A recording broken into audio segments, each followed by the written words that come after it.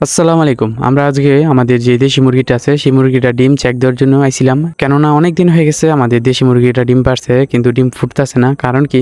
তাই আমরা চেক করার জন্য আইসা দেখি যে আমাদের হাঁসের ডিমও 5টা আছে আর আমাদের দেশি মুরগিটার সেই ডিমগুলো দিতেছে। তাই আমরা চিন্তা ভাবনা করলাম যে একসাথে যে এই ডিম আট পিস অনেকগুলো ডিম হয়েছে, এই ডিমগুলো যদি আমাদের দেশি মুরগি বসে থাকে তাহলে মুরগি ডিম সবগুলো নষ্ট করবে।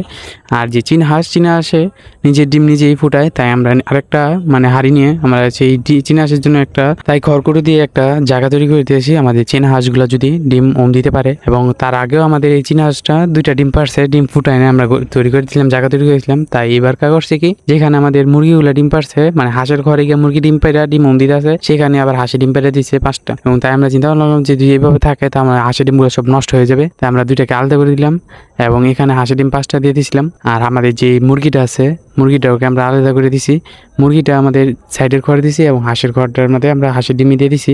আলহামদুলিল্লাহ, সবাই দোয়া করবেন যে হাঁসের ডিমগুলো ফুটায়। আর আমাদের এই মুরগিটাই আছে একমাত্র, আমাদের যে মুরগিগুলো আসলে সব মারা গেছে।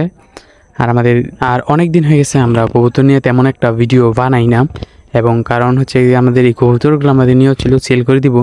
এবং তারপর চিন্তা ভাবনা করলাম এই সেল করে না দিয়ে যে আমাদের অনেক আগের কবুতর, তাই আমরা এগুলোকে রেখে দিছি। আর আমাদের যে উড়ানো কবুতরগুলো ছিল সবগুলো সেল করে দিছি। এবং এই খড়টা অনেক লাড়াচাড়ি এবং কবুতরগুলো লাড়াচাড়ির কারণে আমাদের এবার অনেক 3 পত্তন ডিম নষ্ট করছে সবাই।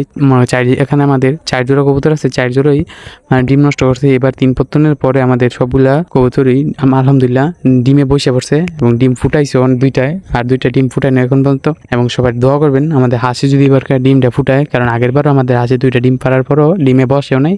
এবং আর পরবর্তী ডিম পারেনি, এবার 5টা ডিম পারছে আলহামদুলিল্লাহ। সবাই দোয়া করবেন। আল্লাহ হাফেজ।